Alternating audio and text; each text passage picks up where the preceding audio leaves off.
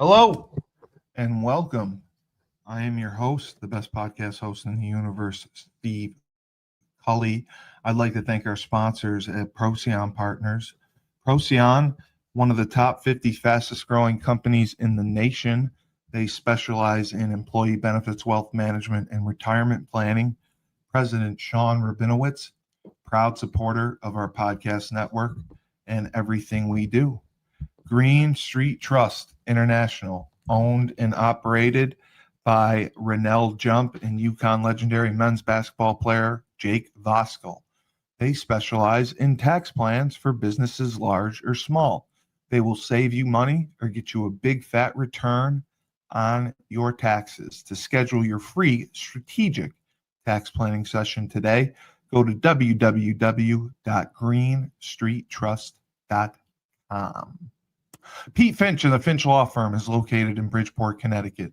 If you've suffered any type of personal injury, slip and fall, a car accident, your mother-in-law ran you over with her car, your wife got angry one night and decided to stab you, the Finch Firm is for you. Pete has won legal battles all across the state of Connecticut. He will go to war to get every dollar you deserve in compensation. You just have to remember, in a pinch, call Finch or go to his website, thefinchfirm.com. Dynamic Human Performance is owned and operated by UConn legendary running back Andre Dixon. He trains boys and girls of all ages, all sports. He has a boot camp program 7 days a week, 6 a.m. You want to get in shape, you go to Andre. He has an athletic development program where he trains boys and girls in the sport of their choice from the ground up, helps them reach their full potential, be the best they can possibly be. Andre has sent boys and girls to college on scholarship for all different types of sports. To work with the best, he has a 5,000 square foot state-of-the-art facility in Hartford, Connecticut. Go to www.dynamichumanperformance.com. All right, and here we are. College football clarity and the rock pile. Rocky Corigliano, my man, is with me. And I'm Steve Cully, the best podcast host in the known universe. We have quite a bit to talk about. As predicted, championship weekend did not go quite as planned for a lot of teams. And we have the playoff set. Some people are happy. Some people are outraged. But it is definitely going to be entertaining to see. And I am very excited for this group. I think they got it probably as right as they could have gotten it, but we'll talk about that. I wanted to just start with a couple of the games. The first one, Texas Tech BYU. Anything surprise you there? Well, Texas, I haven't seen a lot of Texas Tech all year. I think the one thing that surprised me was that defensively, they are really good defensively. That front four can get after the quarterback. Those two linebackers that they have can run sideline to sideline. They can play a fast style of game. They can play a slow style. The outcome I wasn't surprised at. I think one of the things that I was surprised at the end of the day when I looked, BYU's had 2 losses all year, and they're to Texas Tech. So they had such an argument at the end of the day, and I know we'll get into the playoffs and the teams that got in and some teams that got left out. But to say you lost to your 2 losses are to Texas Tech, who ended up 4th in the playoff rankings, was unbelievable. I love Kilisatani, the coach for BYU. I think he made the right choice to stay put and stay home. But Texas Tech's really good. They could beat anybody. Yeah, I liked his loyalty as well. And I'm like you, I have not seen a lot of Texas Tech. That was the first time I really got a chance to watch them. And they were impressive. And they were well deserving of their ranking. The game most people talk about the SEC championship, Georgia, Alabama. Georgia drops the hammer on Alabama, and I was blown away.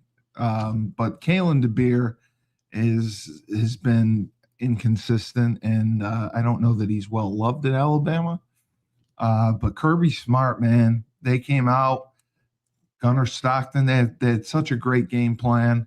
They just looked like a more physical team, and they looked like the better team by quite a bit. And that was the game that kind of surprised me the most, I would say, out of the championships. What were your thoughts on that game? Well, first, Alabama hasn't played well the last 3 or 4 weeks. I No, don't know what's no, happened no. to Ty Simpson. I mean, Alabama right now, they simply can't run the football, at all, Nope. and I think that's gonna hurt them into the playoffs here. But, one of the things I've been impressed with the most is with Georgia is I think this is the best coaching job that Kirby Smart's done since he's been at Georgia. It's a young team. We all know Kirby's known for defense. I think that defense has gotten a lot better as the seasons went on. I think Gunnar Stockton's got a lot better in some of these big games. But when you go back to Alabama and you look at Kalen DeBoer's tenure, I mean, now you have a 3-loss team. Kirby Smart was like 0-8 or some crazy stat against Alabama, Yeah, even going back to the Nick that was Saban. his kryptonite. Yes. But Yeah. I don't know what's It was happened his with them, kryptonite, Steve. Alabama. Yeah, I don't know what's happened. Ty Simpson just hasn't looked the same. I think probably because they haven't been able to run the football at all. They've been throwing the ball a lot, and as you know, if you're going to sit back and drop back 30, 40 times a game with no run game, Kirby Smart and any of these defenses are going to get after the quarterback, and that's what they did. Yeah, you got to be able to protect the quarterback, and Ty Simpson was running literally for his life back there. It was crazy to see, and that's what Alabama's known for, their run game. Even with Nick Saban, I mean, he focused on establishing the run, and the pass game came second. Even when he had Heisman Trophy winning quarterbacks, so that was very surprising to see how they or their game plan going in. And then I know they got down, so they had to try to throw the ball, but it was bad. And then we'll talk about Alabama later. The big game was the Big Ten championship, and I was wow. I watched probably 2 Indiana games all year. I've seen a lot of Ohio State. Indiana came to play. Their running game, that running back they have, number 8, he runs angry. He is physical. He is tough. He gets through the line of scrimmage. I think they were saying he averages more yards after contact than anyone in the country. Mendoza, he just makes plays. He took the shot in the first quarter. I thought he was done. I thought he was going to be concussed. I thought that was it. And he came back in. They put his brother in for a play that made me laugh. But you mentioned Kurt Signetti. If he doesn't win Coach of the Year, something's wrong. He deserves Coach of the Year for what he's done the last 2 seasons at Indiana. First championship since 1965 or 67. It was unbelievable. Their defense was unbelievable. They had a great game plan to hold Ohio State to 10 points. I know they missed the field goal, but still, that to me is the greatest accomplishment I've seen all year. Holding Ohio State with all that talent to 10 points, to shutting them down in the red zone like they did. They deserve the number 1 ranking, and I hope they make a run. I hope he gets his title.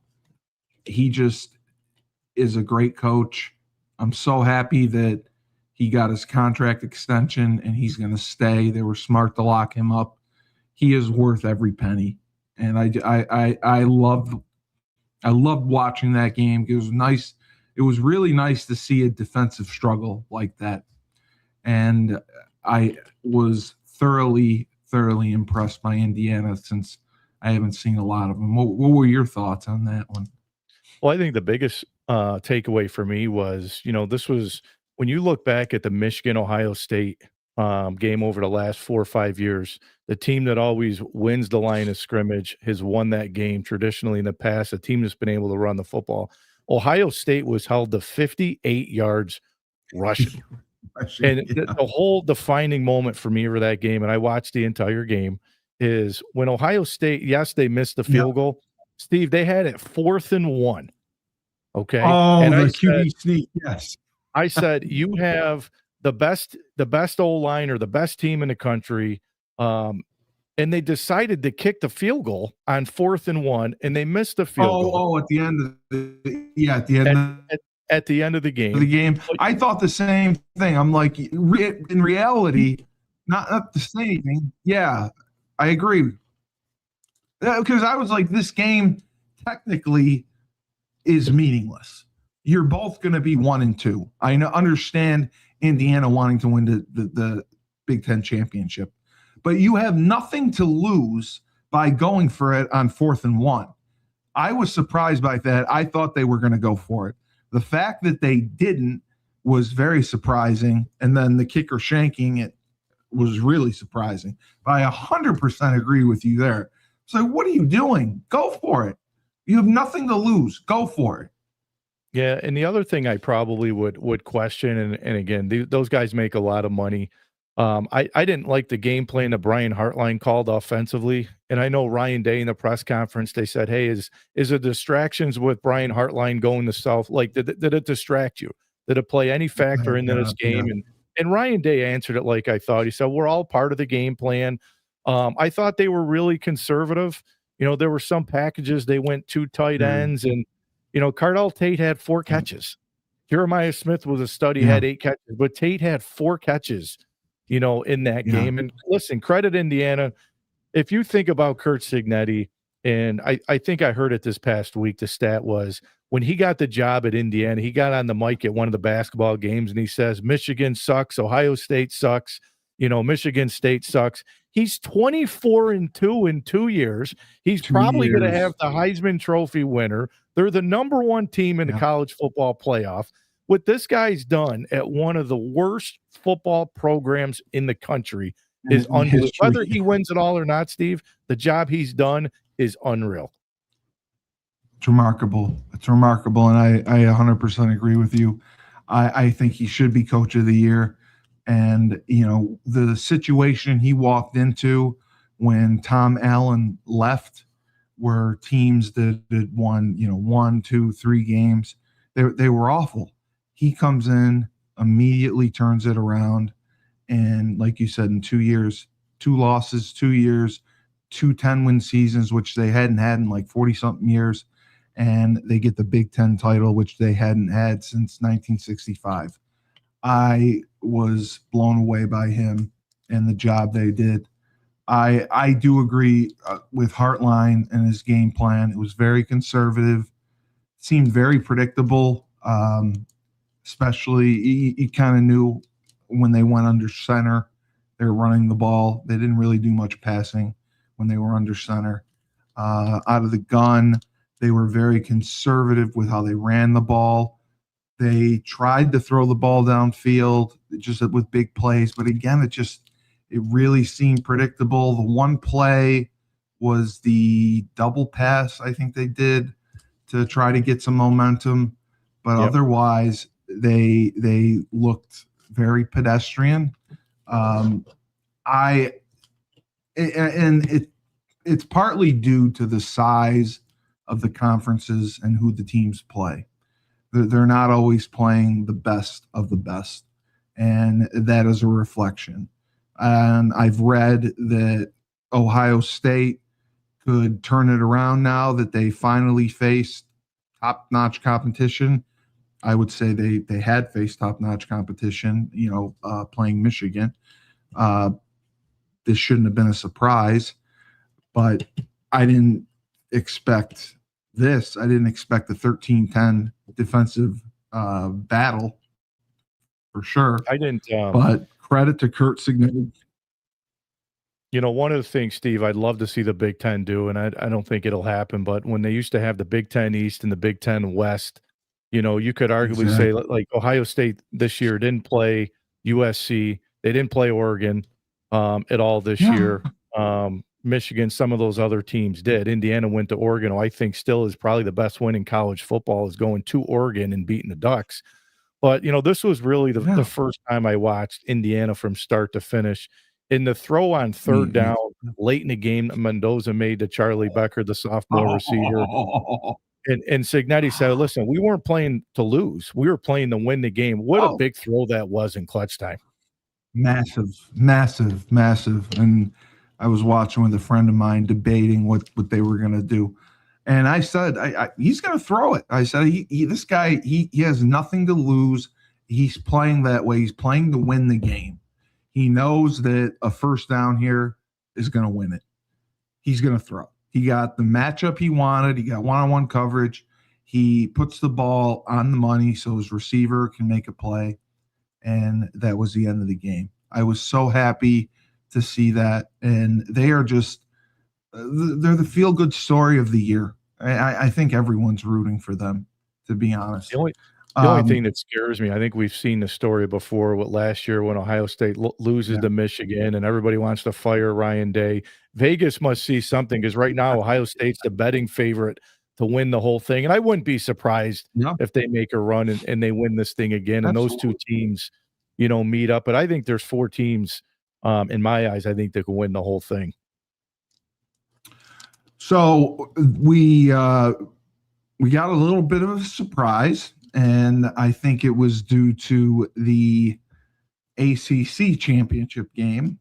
Yep. The mighty Duke knocked off Virginia, which put a monkey wrench in the committee for the committee picking the teams. And they end up going with Tulane, which was, I believe, the highest ranked highest ranked conference champion.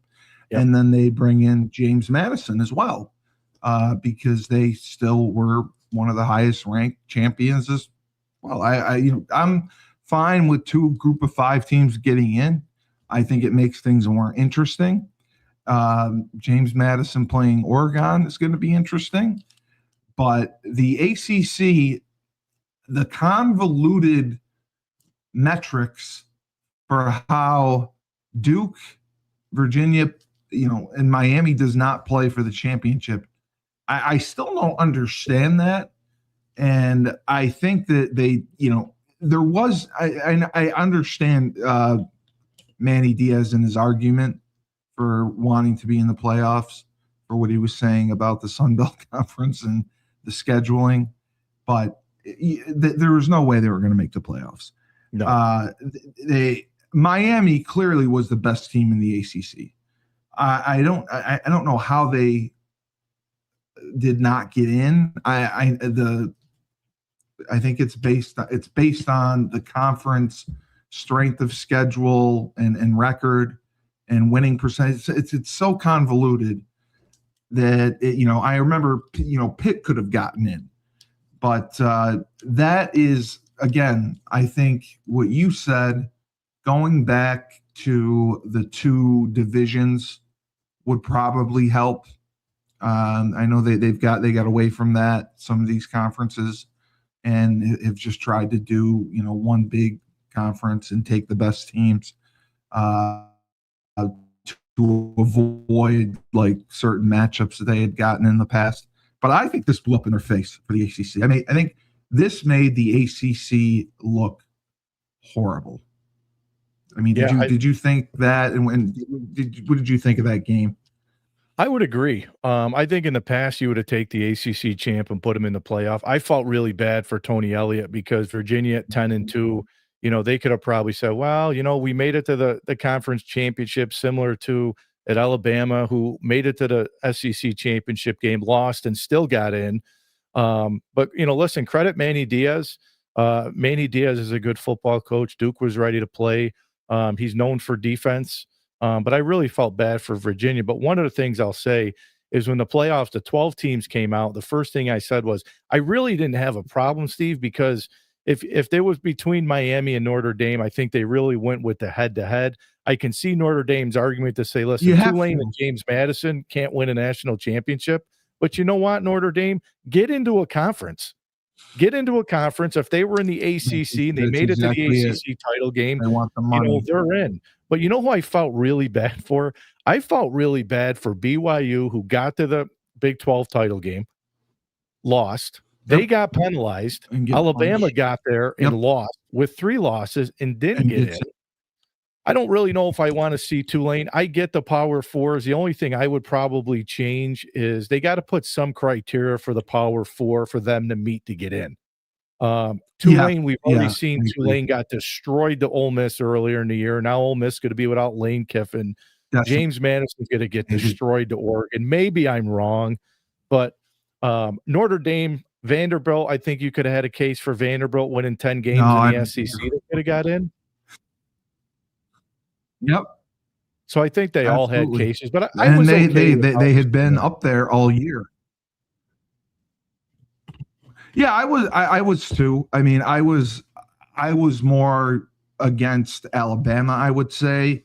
I was kind of with you. I thought BYU probably should have gotten a shot, with their record.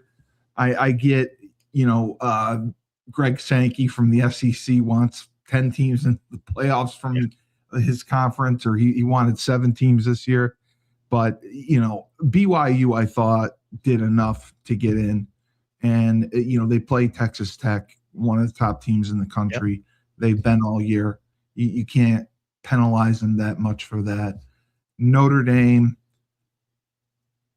I'm not a Notre Dame fan. I loathe Notre Dame. I do think that they probably should have gotten in. But I agree with you. They are an independent because they love that money. They don't want to share that money with a conference. And when you're like that, and when you're living life as an independent, every game is your Super Bowl because it can knock you for a loop. And I know they didn't play. I know that they dropped 70 on Syracuse to try to send a message. And, it was the first time that Miami leapfrogged them because I believe the committee members went back and they watched the head-to-head game, and that made the difference to get Miami in. The team, I would argue, Alabama with 3 losses. If you're going to take a 3-loss team, I don't know that it would have been them. I think BYU earned its spot with having, I believe, 11 wins. I think they were 11-2. I would have given BYU a shot, and I do love their coach as well. But we have it set finally, and it's going to be very interesting. We just talked about James Madison and Oregon. James Madison comes in as the 12th seed. Oregon is the 5th. I see Oregon just running away with this one. I'm sorry. Yeah, I think there's 4 teams right now. I think that can win the whole thing. And unfortunately, for people that don't like the Big Ten, won't like what I have to say. But obviously, you go with the 2, Ohio State and Indiana. I think what nobody's really talking about, Steve, to me, is Oregon's really good. Oregon is really good. I think with Dan Lanning, I don't think you want to see Oregon right now. And I think their path, they'll get by JMU. But their path to get there, I don't think it's hard. The winner would get Texas Tech. I think they match up really well with Texas Tech. Yes. And I would say Georgia. Like, to me, those would be the 4 teams I think can win the whole thing. Unless somebody gets hot, like March Madness, right? If a team gets hot, They can go on a run. I can see some of these other teams making a run, but man, I'll tell you, it's going to be really tough. It's going to take a really good team to beat Indiana of how physical they are on both fronts, on the O-line, defensive line. The quarterback's playing really well. But man, are they America's team right now or what? Everybody's on the bandwagon. I think they are. I think they've earned it. I think people love the story of Kurt Cignetti coming from JMU. 2 years, he's transformed the program, taken it to heights that it's never been to. Absolutely, they are. And I think Alabama, Oklahoma, that's a toss up to me right now. If Alabama is going to play, how they have been, they're not going to win this game. If Ty Simpson and if they come up with a better game plan, if they're more balanced, if they get the running game going, I think they can beat Oklahoma. But I still think, regardless, Indiana is going to beat whoever wins this game. I think they're too hot. I think you're right. I mean, we saw the Oklahoma-Bama game once during the year. Before John Mateer got hurt, the quarterback for Oklahoma, I mean, you take that defense with Brent Venables. I mean, that defense is as good as any defense in the country. So if they can find a way to move the ball and score, I think they beat Alabama. I think Oklahoma's playing better. I don't think Alabama's playing really well right now. The last 3-4 weeks, they just have not looked good unless they can figure it out. I think they're going to struggle with Oklahoma's defense. We've already seen the Tulane Ole Miss game during the year. It was 44-10, and I'm still having a hard time with John Summerall, the coach who got the head job at Florida, is going to be able to coach this game. Chesney, who just had the press conference at UCLA, is going back to coach this game. Brian Hartline, who's the new South Florida coach, is coming back to coach this game. I just think it's a lot of distractions for a lot of those teams. And half the Ole Miss staff is coming back. A lot of the offensive staff got permission to come back. And hats off to Lane Kiffin, right, for sending him saying, hey, go back and go win a national champion. I think that was a good move by Lane. That'll keep the media quiet for a little bit on him for hating on him. But I think some of these games will be good. The one game and the one team, Steve, I don't think anybody wants to see. I think it's Miami. And I'm not a Miami guy. No, I know. I don't know why. I think they're really good up front. I think they're physical. I think Carson Beck's played in big games for Miami, but we'll see. They're going to go as far as he takes them. Yeah, I think Texas A&M is going to make quick work of them. To be honest, Texas A&M, when they're hot, I know they lost to Texas, but Texas A&M all year, I would take them over Miami. As far as Ole Miss, what were your thoughts on Lane Kiffin and the will he, won't he go to LSU? And when he did finally pull the trigger and make the decision, I think he had made the decision weeks ago and was posturing and, because it probably didn't want to make a distraction for the team. And he goes to LSU and, he's taking a good amount of the staff. I'm glad that I had this discussion with somebody else. I don't know that naming the defensive coordinator, the head coach, was the right move. I know they want to keep continuity. I know they don't want people entering the portal, but I kind of thought it was just rushed, impulsive. I don't know if it was the best move. What were your thoughts on that? Golding, is that his name? Pete Golden. I don't think it was a good move at all. We talked a little bit about it, you and I, last week when, the thing with Lane Kiffin, like, I get it. I get the move. The timing was wrong. The NCAA with these NILs and all this timing with everything right now, I think is bad. They need to fix that. He's going to a place that has more money, more resources, more NIL. Yeah. They can go get the best players in the country. He's got an opportunity to win every year. The state. Exactly.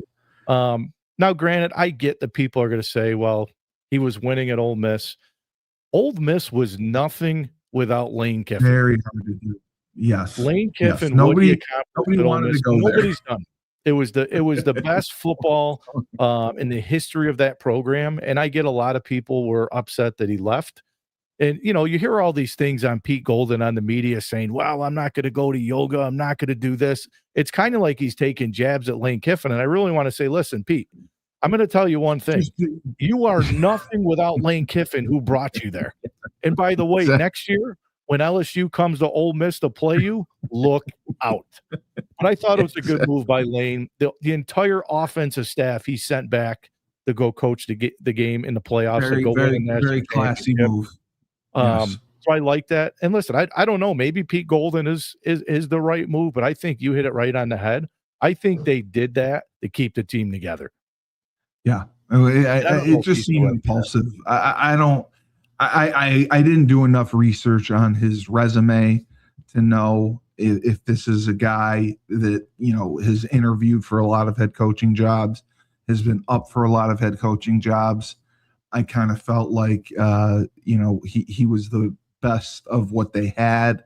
They had to name somebody, and they didn't want to have an interim coach for the playoffs. That I can understand. How come, and it's probably because Lane's on social media, but, how come nobody's getting on these other guys? Nobody's getting on John Summerall, who's gonna go coach Tulane in the playoff, for going to Florida. Nobody's getting on Chesney for going to UCLA. Now Lane's on social media, and he's got that personality, but why is nobody on those guys? That 100% blows my mind. Me as well. I don't get it. The athletic directors even said, I think the Tulane guy said, because he was asked about Summerall poaching players and getting people in the transfer portal. He's like, well, that happens everywhere. So, what are you going to do? I mean, do you think he's not trying to steal players? Of course Summerall he is. Tulane talking to his guys to go to Florida. I think that one of the reasons has got to be because LSU and Ole Miss are kind of a rivalry. Like Tulane's not saying, "Well, geez, we're a big rivalry with Florida." That's what the AD said. Yes, that's what the AD said. It's completely different because he's going into the SEC. He doesn't anticipate a lot of Tulane players going with Summerall there, but it's still very unusual because this guy has to pull double duty now. Yep. He's got to continue recruiting. He's got to put together a staff at Florida, and he's got to get ready for the transfer portal. And he's doing that while he's preparing Tulane for their playoff game. The same thing with Chesney. Chesney's going to UCLA. 100%. UCLA has been a dumpster fire for a while. I mean, they are trying to get out of the agreement with the Rose Bowl right now. They want to play, I believe, in the Rams stadium. Yep. So like it's just unusual to me that they would do that. I get it that maybe there's not going to be a mass exodus of transfers from JMU or Tulane going. I do question whether whether Lane Kiffin really did want to coach in the playoffs and was told no.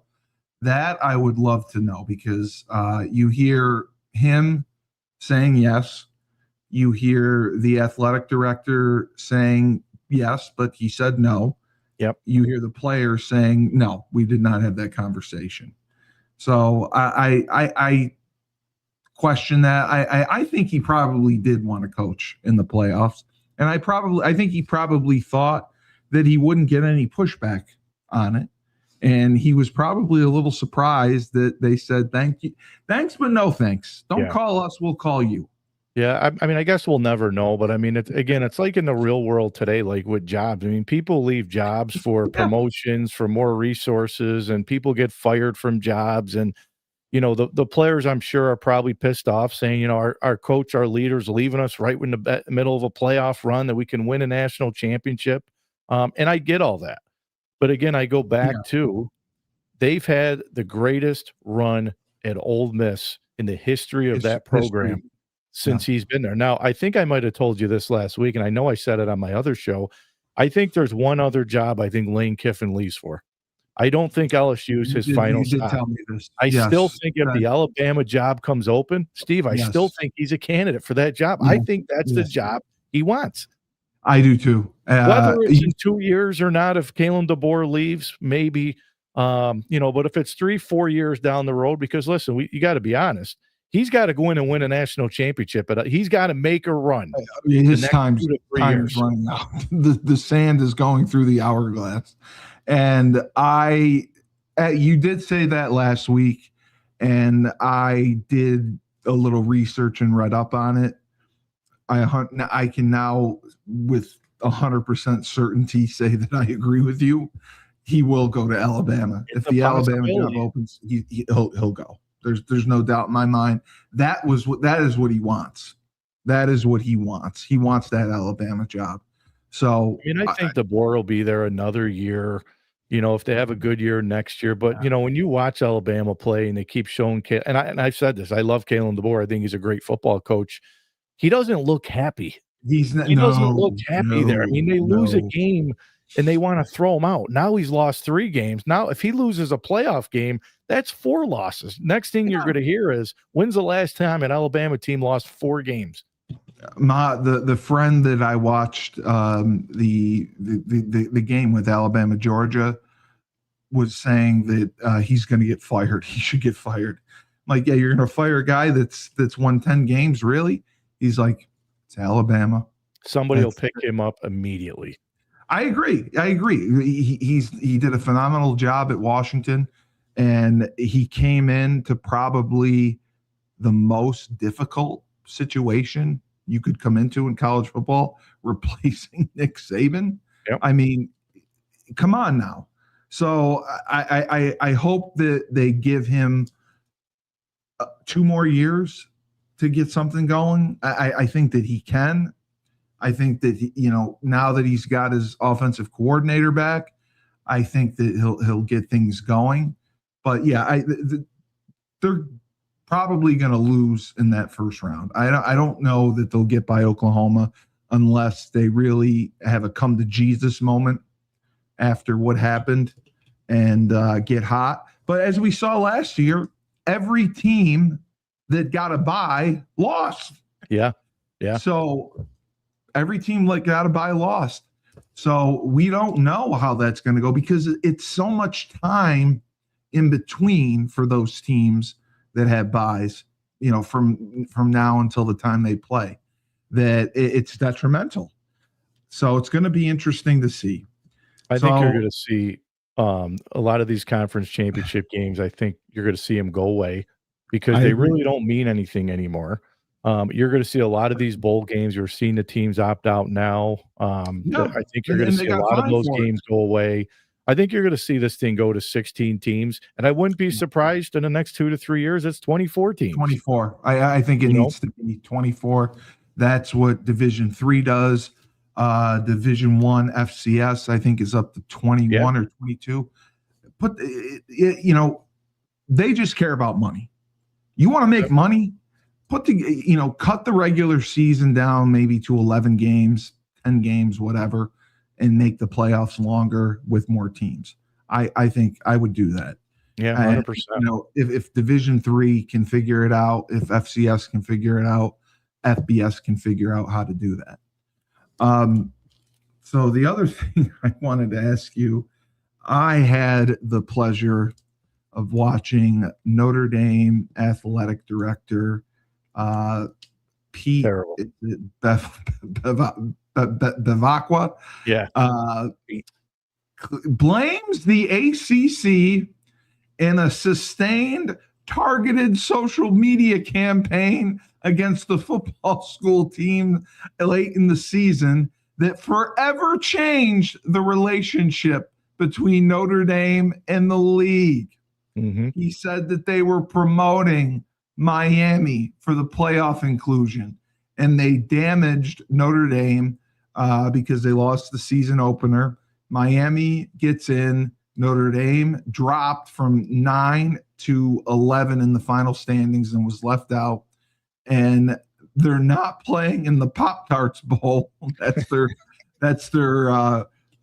hill to die on. They're boycotting the Pop-Tarts Bowl, and they're ending their season at 10-2.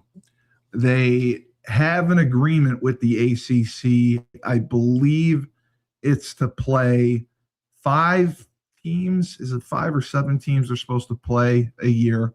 But they're in the ACC for every other sport in the conference. And football, again, they're like I say, they're half pregnant. They're in, but they're not really in. They'll play some teams, but they're still an independent, so they get to choose their opponents. I thought that press conference was embarrassing. I thought Notre Dame. Listen, I don't like Notre Dame. I thought that it made Notre Dame look petty. I thought that it made them look very, very bitter. And Notre Dame is one of the most prestigious universities in the country. And I thought that it made them look very, very petty. Then he goes on the Dan Patrick show, and he again says some of the same things. He thought that the ACC attacked them. They're their partner in football, and they're a member of their conference in 24 of their other sports. And you think the ACC is going to have it out for you and attack you because they played replays of the Miami Notre Dame game during the season and social media posts. And the one he goes with is no hypotheticals, just fact. Team A, Miami. Team B, Notre Dame. And they posted the stats. Wins against top 25 teams. Wins against top 25. Yeah, three top 25 wins. The previous teams that were ranked, they had 4 wins against top 25 teams. Was Miami. Notre Dame had 1 win against the top 25 team, and 1 win against a team that was ranked in the top 25, which was Pitt, who lost out. And the strength of schedule. Now the strength of schedule was higher. Notre Dame had a higher strength of schedule than Miami. But do you really believe that the conference had it out for Notre Dame and went on a social media campaign? No. They should go back and watch the interview Clark Lee had, the head coach at Vanderbilt, when Clark Lee came out and said, listen, we got to play better. We need to play better. We let a couple games get away from us that we shouldn't have let get away. We're going to go finish this season off the right way. They're going to go play in a bowl game. Like that's how it should have happened. Like, I get Notre Dame's upset. I completely get it. You look at the 10-game win streak that they went on, they really didn't beat anybody over 500. And like you just threw out the stats, and they were really close. Again, the only problem I had with the committee in Notre Dame and Miami is people are going to argue and say Notre Dame and Miami, Notre Dame was ahead of them all year. They both didn't play. They both didn't play. And now all of a sudden Miami jumps them, and the committee says, we wanted to see how the season finished when everything was completed. Well, Notre Dame and Miami seasons were both completed. We're already done. And one jumped over the other. So I can see that argument. I love Marcus Freeman, and he's an Ohio State guy. I don't know if the players went to the AD and said, listen, we're not doing it. We're going to get ready for the NFL draft. A lot of those players. I would have loved to see Notre Dame and BYU. Let's go play it. Let's go play one more and show the committee they made a mistake. I agree. I agree. That's the way I would tackle it. But again, I get it. A lot of these big teams aren't playing in these big bowl games. I mean, you're getting down to 5 and 7 teams declining bowl invites because nobody wants to play in some of these bowl games. How crazy is that? No, I mean, when you and I were in college, a bowl game would have been a dream come true. We loved it. That was everyone's goal. Now teams are very happy to say no. And you're right. They're having to move down to the 5 and 7 teams because the 6 and 6 teams are declining. Iowa State, Kansas State, both declined. Iowa State, I think, had 8 wins, because their coach left. And most teams lose money from going to a bowl game. Typically it was a reward for having a good season. You get to go play in a bowl game. You get to go somewhere nice. But athletic departments lose money because they have to purchase a certain amount of tickets, 10, 15,000, whatever, and sell them. They don't make money on them. They lose. And now for the kids, if you're not making the playoffs, it's a glorified exhibition game. And that's why teams opt out. That's why our players opt out. That's why you're seeing now teams opt out. I never thought it would be to this level. I mean, this is a level I never expected, but it shows the system is broken. I do think, like you said, next year, go to the 16 teams, have limited bowl games, make them big. ESPN is just doing it for content throughout December so they can have something every day of the week. Don't be surprised. And I don't know what Marcus Freeman, I don't know what he's thinking behind the scenes. If he had any say in this, we don't really know. I don't think he did. Don't be surprised if he says to himself, I mean, he's got a really good job at Notre Dame, right? Don't be surprised, though, if he says, if we don't get into a conference, we just finished 10-2. We're Notre Dame, one of the most prestige universities in the entire country. What if the NFL comes calling? I think they will. I think he's got to give it a look, right? Yeah, I think he'll get an opportunity for the NFL.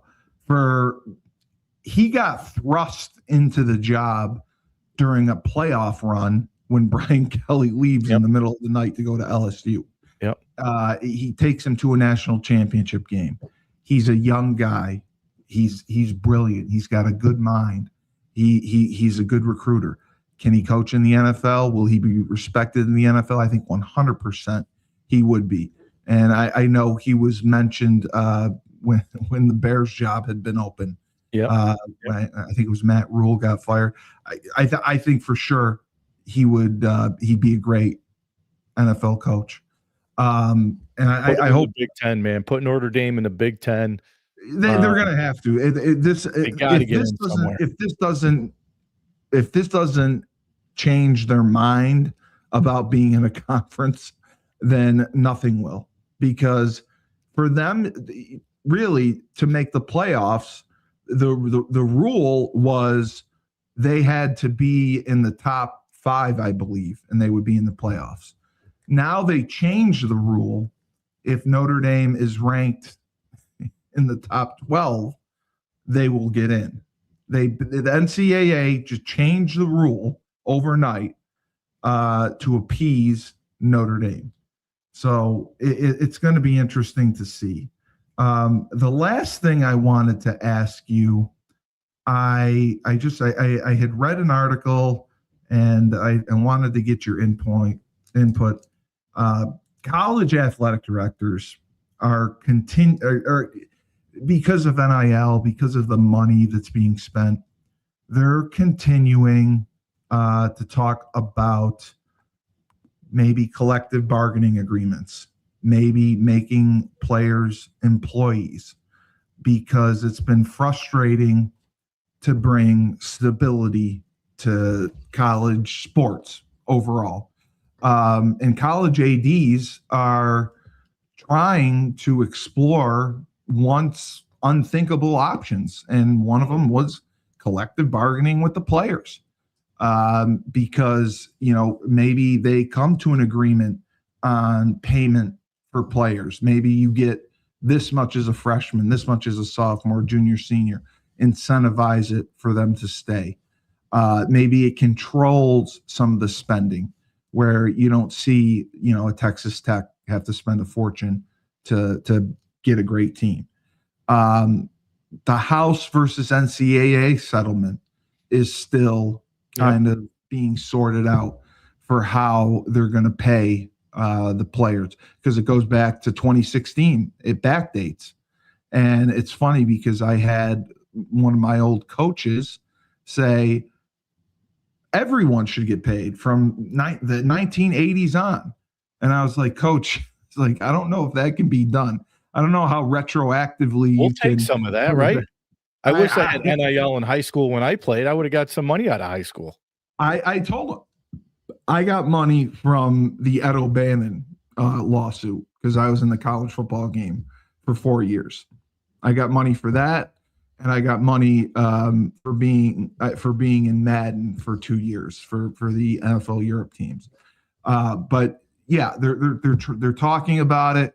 I think that the House, the settlement, Congress putting together the SCORE Act, trying to regulate NIL and make it so teams can't pay a fortune. They have to pay market value for these players to try to bring some stability to it. It's I the don't NFL. know if it will work. It's turned into the NFL. It's basically what it is. It is. It's pro football.